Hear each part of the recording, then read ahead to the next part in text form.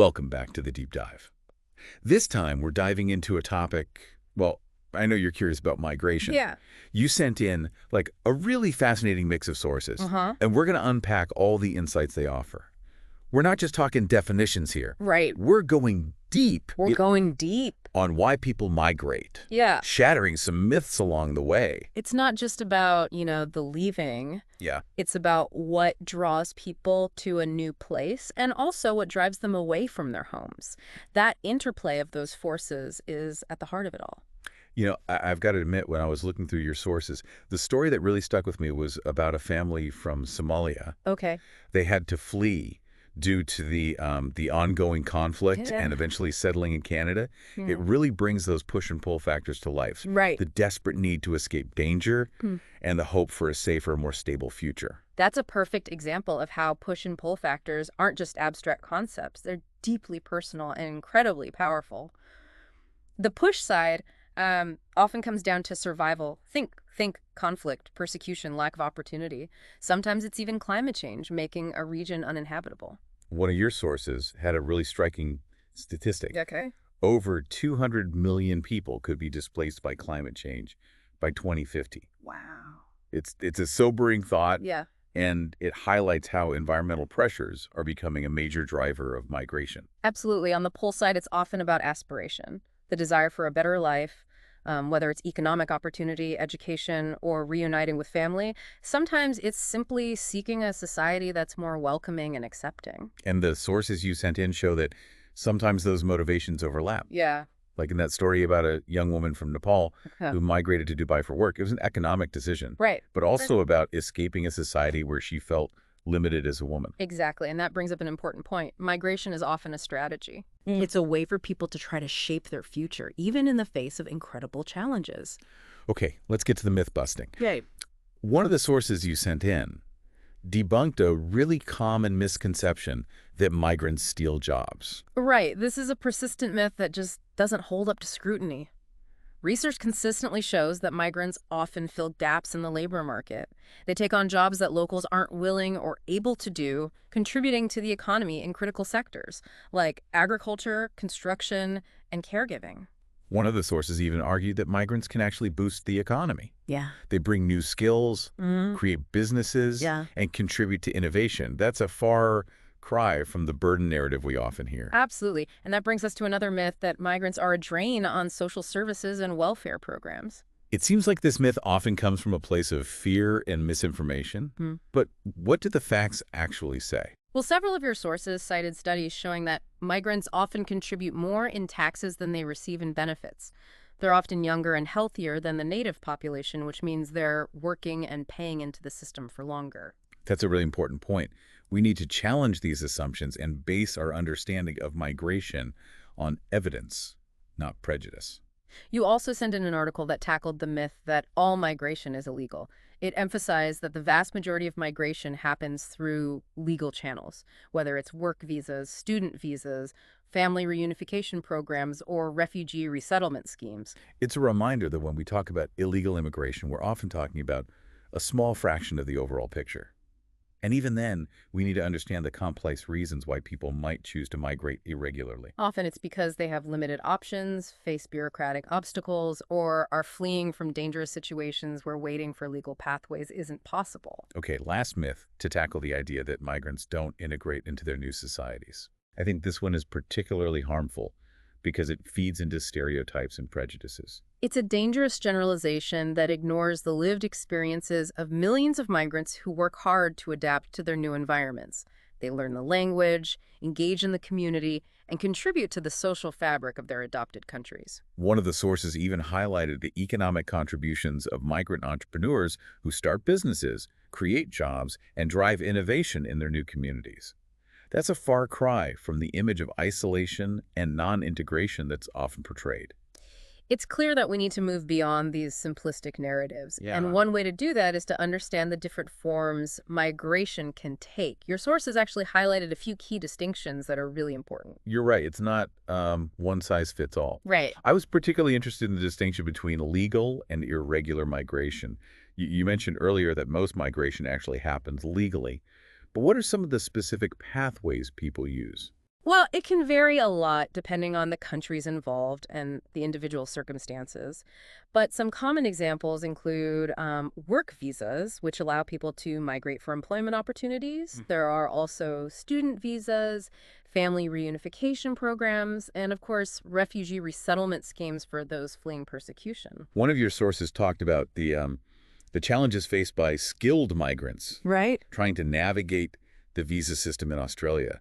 It sounds incredibly complex and bureaucratic, even for those who are highly qualified and in demand. It definitely can be. And that complexity can sometimes push people towards irregular migration, even if it's not their first choice.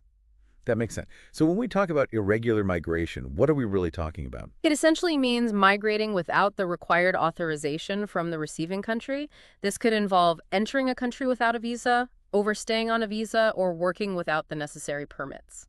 It sounds like there's a lot of nuance within that category as well. Absolutely. And it's important to remember that irregular migration isn't always a deliberate choice. Sometimes it's a last resort for people fleeing conflict, persecution, or other dire situations where legal pathways are simply not available or accessible.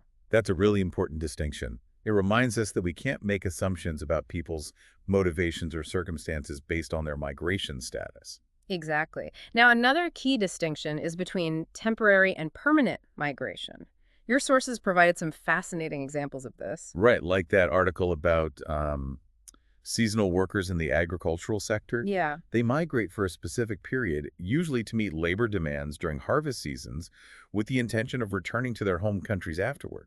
That's a classic example of temporary migration. It's also common in fields like construction, tourism, and even academia, with researchers and scholars moving for temporary assignments. And then on the other end of the spectrum, you have permanent migration, where people are looking to put down roots in a new country.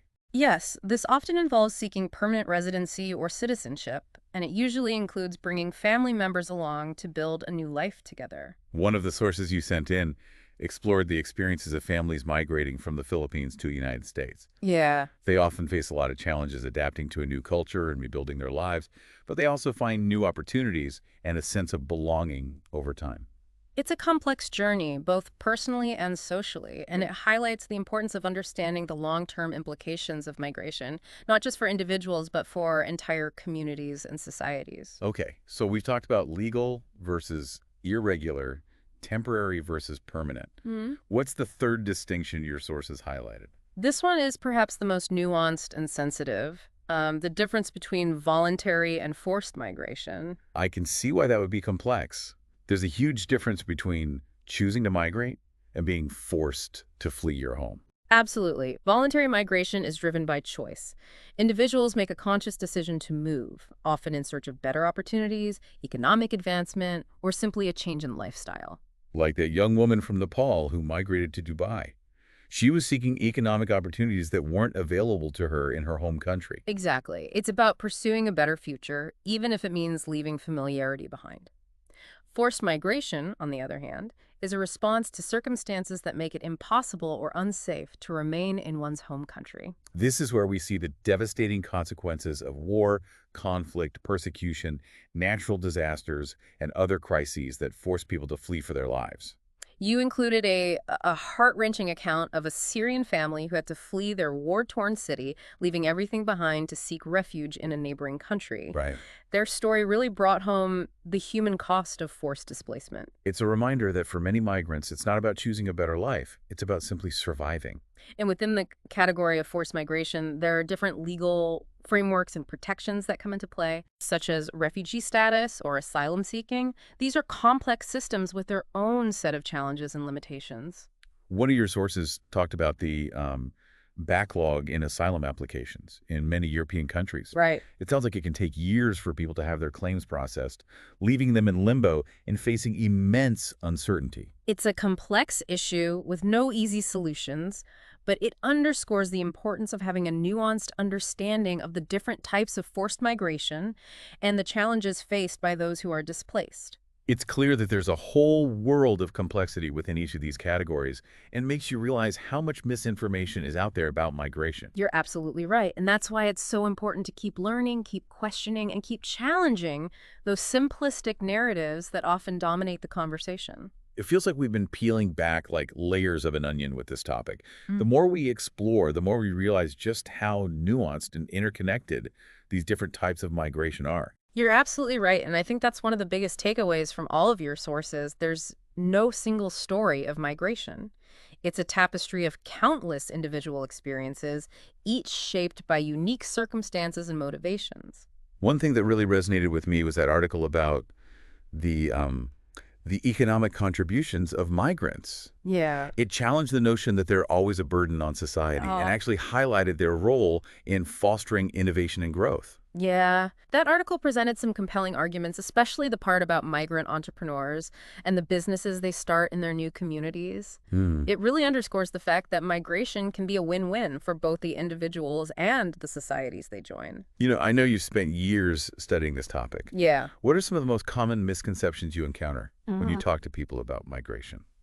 Um, I think the biggest one is that it's a new phenomenon. Hey. When in reality, humans have been migrating for millennia. It's woven into the fabric of our history, and it's a fundamental part of how societies evolve and interact. And yet, it feels like the conversation around migration is often dominated by fear and negativity. It can be, and I think that's partly driven by the way it's portrayed in the media and by politicians, Yeah. who often exploit people's anxieties for their own gain. Right. But one of your sources, a book by a sociologist, offered a really interesting perspective on this. It argued that we need to shift the narrative Mm. away from seeing migration as a problem to be solved and instead view it as a complex human phenomenon that requires nuanced and compassionate approaches. That makes a lot of sense. Yeah. We can't ignore the challenges, but we also can't let fear dictate our responses. Exactly. We need to move beyond those simplistic, often dehumanizing narratives and focus on creating policies that are grounded in evidence, fairness,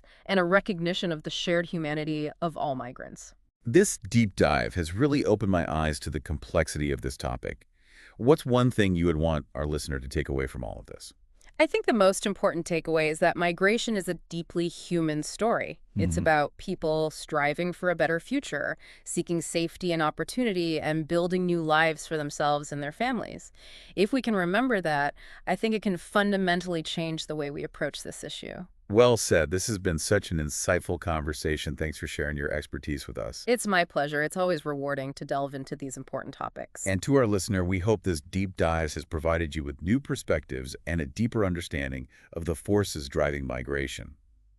Remember, it's a topic that deserves our attention, our empathy, and our commitment to building a more just and compassionate world.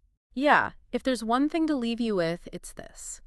The next time you encounter a news story or a political debate about migration, take a moment to pause, to reflect on the human stories behind the headlines, and to challenge those assumptions and stereotypes that so often cloud our understanding. That's a great call to action. Keep learning, keep exploring, and thanks for joining us on the